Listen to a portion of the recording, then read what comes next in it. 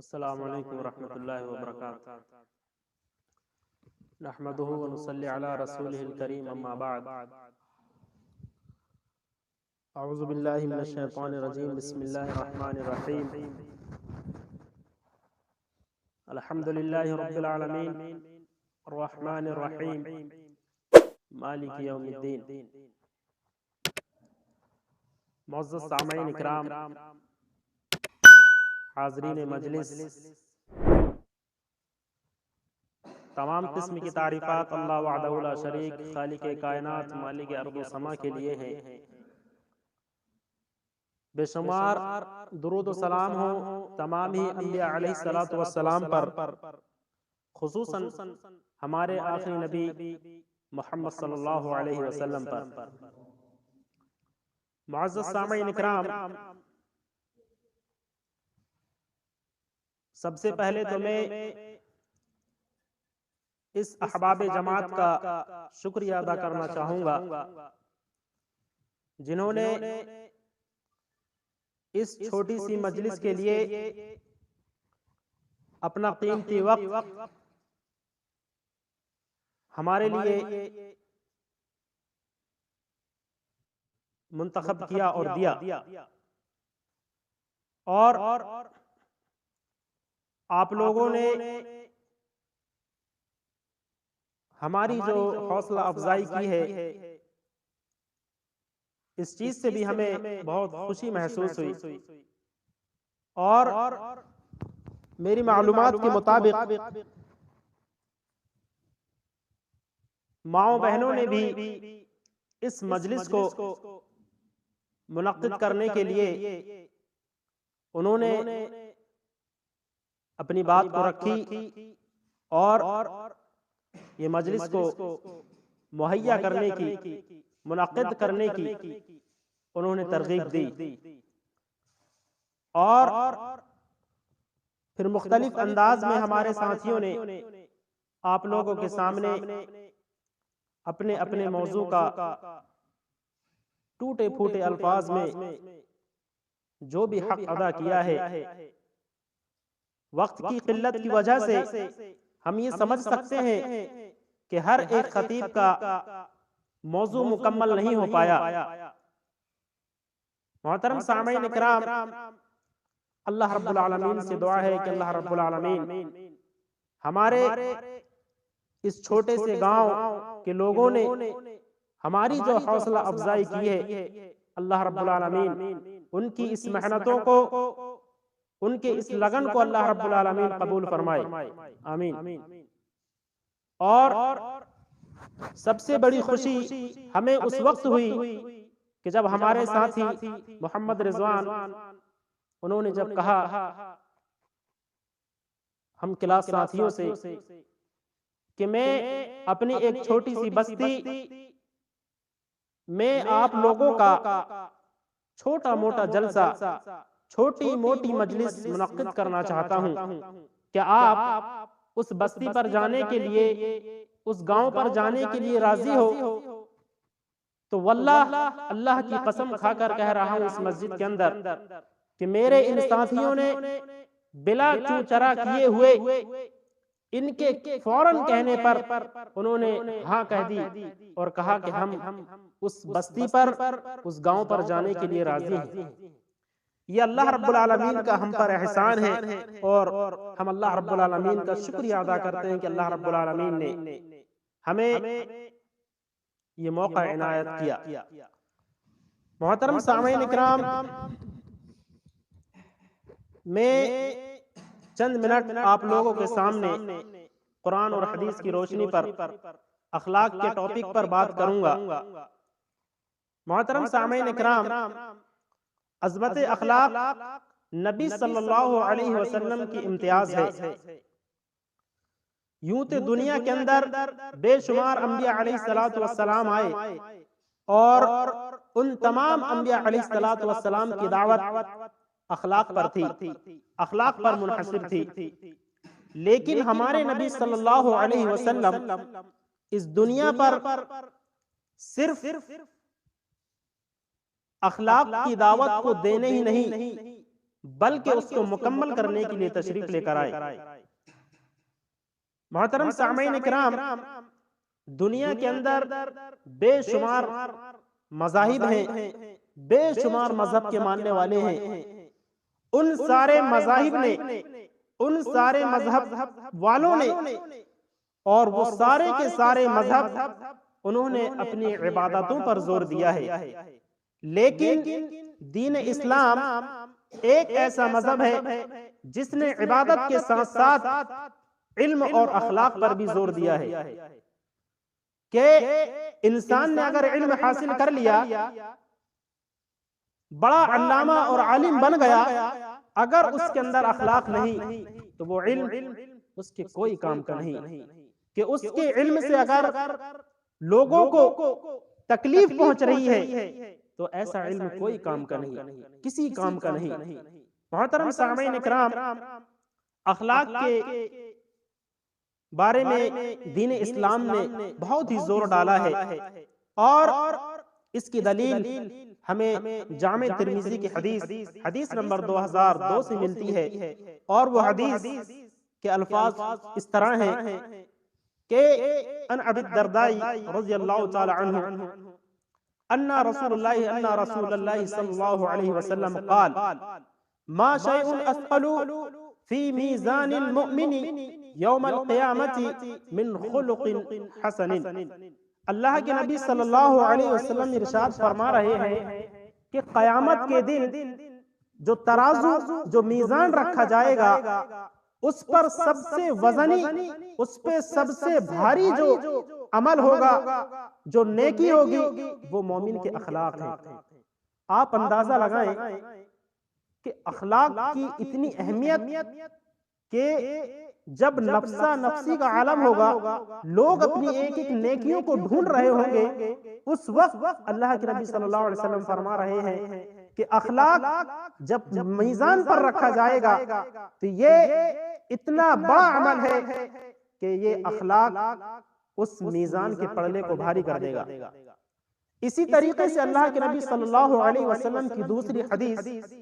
جسے امام ترمذی جامع ترمذی کے اندر نقل کرتے ہیں، اور حدیث 2018، اللہ کے نبی صلی اللہ علیہ وسلم ارشاد فرماتے ہیں کہ قیامت کے دن سب سے زیادہ قریب میرے وہ بندہ ہوگا، وہ شخص ہوگا جس کے اخلاق سب سے بہترین اخلاق ہیں۔ آپ اندازہ لگائیں کہ اللہ کے نبی صلی اللہ علیہ وسلم اور اللہ رب العالمین کس قدر اخلاق کے اوپر زور دے رہا ہے، اور اس کی سب سے بڑی دلیل اللہ رب العالمین کے قرآن میں ایک آیت ہے، اور وہ ہے وَإِنَّكَ لَعَلَى خُلُقٍ عَظِيمٍ۔ یہ اللہ کے نبی صلی اللہ علیہ وسلم کو اللہ رب العالمین کہہ رہا ہے کہ اے نبی، آپ اعلیٰ اخلاق پر فائز ہیں، بے شک آپ بہت بڑے اخلاق پر فائز ہیں۔ اور پھر رہتی دنیا نے دیکھا کہ نبی صلی اللہ علیہ وسلم کے اخلاق دنیا والوں کے ساتھ کیسے تھے، اور اس اخلاق کا سب سے بہترین اور سب سے بڑا مظہر اور سب سے بڑی مثال اخلاق کے بارے میں جو آپ صلی اللہ علیہ وسلم نے دنیا کے سامنے رکھی، دنیا کے لوگوں کے سامنے جو مثال آپ نے پیش کی ہے، وہ ایک ایسی مثال ہے میرے بھائیوں کہ اس مثال کو حقیقتاً ہم اس پر غور و فکر کیا کریں تو ہمیں معلوم ہوگا کہ اس سے بڑی مثال ہمیں اور کوئی نہیں ملتی اخلاق کی، اور وہ مثال ہے اللہ کے نبی صلی اللہ علیہ وسلم مکے کے رہنے والے تھے، اور جب نبی صلی اللہ علیہ وسلم پر نبوت کا تاج رکھا گیا تو مکہ کے مشرکین نے آپ صلی اللہ علیہ وسلم کو بے انتہا تکلیف دی، بے انتہا مصیبتیں ان کے اوپر ڈالی،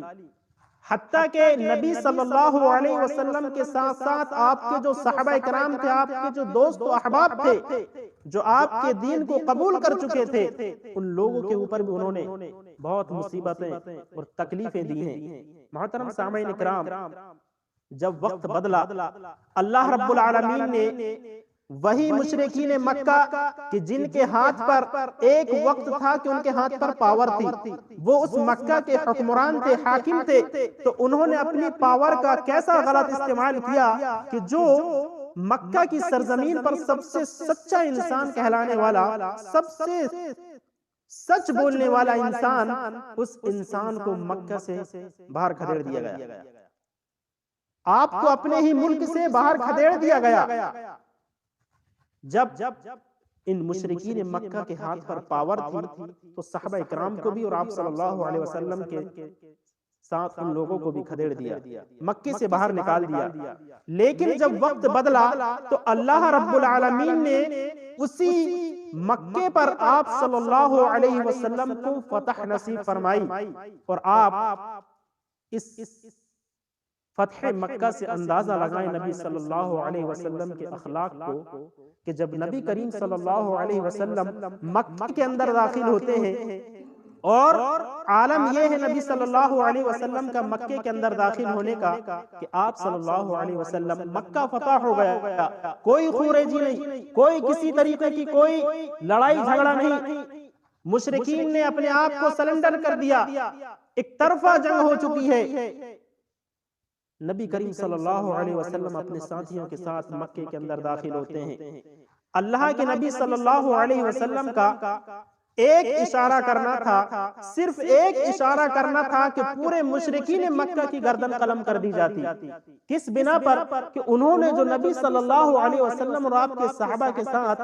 مکے کے اندر جو سلوک کیا تھا، اس کی بنا پر اگر اللہ کے نبی ایک حکم دیتے اپنے ساتھیوں کو، پورے مشرکین مکہ کے سر قلم کر دیے جاتے۔ لیکن نہیں، نبی صلی اللہ علیہ وسلم نے اخلاق کا جو نمونہ وہاں پیش کیا ہے وہ اس طریقے سے ہے کہ اللہ کے نبی صلی اللہ علیہ وسلم جب مکہ فتح کر چکے تو آپ جب مکے کے اندر داخل ہوتے ہیں تو آپ کا سر جھکا ہوا ہے، اور جب آپ کا سر جھکا ہوا ہے تو آپ کی داڑھی آپ کی سواری پر لگتی ہے، آپ کی سواری کو چھوتی ہے، یعنی کہ اللہ کے نبی صلی اللہ علیہ وسلم ایک حکمران بن چکے ہیں، اس مکے کے اندر حاکم بن کر داخل ہو رہے ہیں۔ اگر آج کل کوئی ایک مثال کے طور پر ہم سمجھیں، اگر کوئی بادشاہ، اگر کوئی حاکم کسی ملک پر، کسی شہر پر فتح حاصل کرتا ہے تو اس کا یہ عالم ہوگا کہ وہ بڑی شان و شوکت کے ساتھ اس ملک پر داخل ہوگا، اس کا غرور، اس کا تکبر اس کے ساتھ داخل ہوگا۔ لیکن اللہ کے نبی صلی اللہ علیہ وسلم کو دیکھیے کہ اللہ کے نبی صلی اللہ علیہ وسلم داخل ہو رہے ہیں تو اپنے سر کو نیچے جھکائے ہوئے ہیں۔ آپ صلی اللہ علیہ وسلم کے ہاتھ میں پاور آ چکی ہے، لیکن اللہ کے نبی صلی اللہ علیہ وسلم نے اپنی پاور کا غلط استعمال نہیں کیا، اپنی پاور کا غلط استعمال نہیں کیا ان لوگوں کی طرح جو ان لوگوں نے نبی صلی اللہ علیہ وسلم کو اذیتیں دی، آپ کے صحابہ کو مصیبتیں اور تکلیفیں انہوں نے دی۔ لیکن جب نبی کریم صلی اللہ علیہ وسلم کے ہاتھ میں پاور ہے تو آپ اللہ کے نبی صلی اللہ علیہ وسلم کے اخلاق کا اندازہ لگائیے۔ آپ کہتے ہیں کہ جاؤ، سب کو میں نے آزاد کر دیا، سب کو میں نے معاف کر دیا، جو جو سلوک تم نے میرے اور میرے صحابہ اکرام کے ساتھ پہلے کیا تھا میں ان ساری خطاؤں کو بھول گیا، جاؤ آج میں نے سب کو معاف کر دیا۔ یہ نبی صلی اللہ علیہ وسلم کے اخلاق کی سب سے اعلیٰ مثال ہے۔ محترم سامعین اکرام،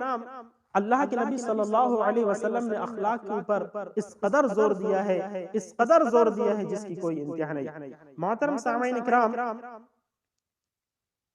اللہ کے نبی صلی اللہ علیہ وسلم کے پاس صحابہ اکرام نے ایک عورت کا ذکر کیا اور ذکر کیا کہ اللہ کے رسول فلاں عورت ہے، وہ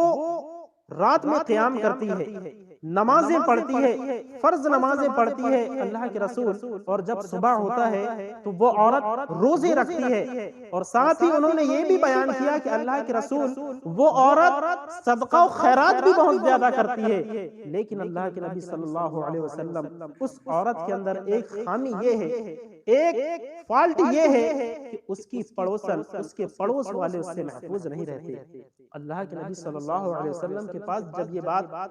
پہنچی، جب یہ بات معلوم ہوئی تو اللہ کے نبی صلی اللہ علیہ وسلم کہتے ہیں کہ اس کا یہ عمل کوئی کام کا نہیں، وہ جہنمی ہے۔ آپ اندازہ لگائیں کہ جو عورت فرض نمازیں پڑھ رہی ہے، دن میں روزے رکھ رہی ہے، صدقہ و خیرات لوگوں میں بے انتہا تقسیم کر رہی ہے، لیکن اللہ کے نبی صلی اللہ علیہ وسلم کہتے ہیں اس کا پڑوسی اس سے محفوظ نہیں ہے، اس کے اخلاق اتنے خراب ہیں، اس کے کردار اتنے خراب ہیں کہ اس کا پڑوسی اس سے محفوظ نہیں ہے، تو اللہ کے نبی کہتے ہیں کہ یہ جہنمی عورت ہے۔ ایسی نیکی، ایسی نماز، ایسا روزہ، ایسے صدقہ و خیرات کوئی کام کا نہیں میرے بھائیو اس کا۔ اسی طریقے سے ایک اور عورت کا وہ ذکر کرتے ہیں اللہ کے نبی صلی اللہ علیہ وسلم کے پاس، کہتے ہیں اللہ کے رسول ایک عورت اور ہے، لیکن اس عورت کی خوبی یہ ہے کہ وہ فرض نمازیں پڑھتی ہے اور لوگوں کو زیادہ سے زیادہ کھانا کھلاتی ہے۔ تو اللہ کے نبی صلی اللہ علیہ وسلم کے پاس جب یہ بات رکھے اور کہتے ہیں اللہ کے نبی وہ ایک عورت ایسی ہے، اس کے اخلاق ایسے ہیں کہ اس کے پڑوسی اس سے محفوظ رہتے ہیں۔ اللہ کے نبی صلی اللہ علیہ وسلم نے جب یہ جملے سنے تو اللہ کے نبی کہتے ہیں کہ وہ جنتی عورت ہے۔ تو آج ضرورت اس چیز کی ہے کہ ہم اپنے اخلاق کو اتنا بہتر بنائیں، اتنا بہتر بنائیں کہ ہم اپنے چھوٹوں سے، ہم اپنے بڑوں سے، ہم اپنے ماں باپ سے کس طریقے سے بات کرنا ہے، ہمارا پڑوسی ہم سے محفوظ ہے کہ نہیں، ہم اس چیز کے اوپر غور و فکر کریں۔ اللہ کے نبی صلی اللہ علیہ وسلم نے فرماتے ہیں کہ وہ مومن ہو ہی نہیں سکتا، 3 بار اللہ رب العالمین کی قسم کھا کر کہی کہ وہ مومن ہو ہی نہیں سکتا جس کا پڑوسی اس سے محفوظ نہ ہو۔ تو ہم اپنے اخلاق کو لوگوں کے سامنے ایک بہترین انداز میں پیش کریں، بہترین طریقے سے لوگوں کے سامنے ہم اپنے اخلاق کو پیش کریں۔ اللہ رب العالمین سے دعا ہے کہ اللہ رب العالمین ہمیں اپنے اخلاق کو درست کرنے کی توفیق عطا فرما، اور اس مجلس پر قرآن حدیث کی روشنی پر جو بھی باتیں کہی گئی ہیں، سنی ہیں اور کہی جائیں گی، اللہ رب العالمین ان تمام باتوں پر ہمیں عمل کرنے کی توفیق عطا فرما، آمین ثم آمین، وآخر دعوانا ان الحمد للہ رب العالمین۔ السلام علیکم ورحمۃ اللہ وبرکاتہ۔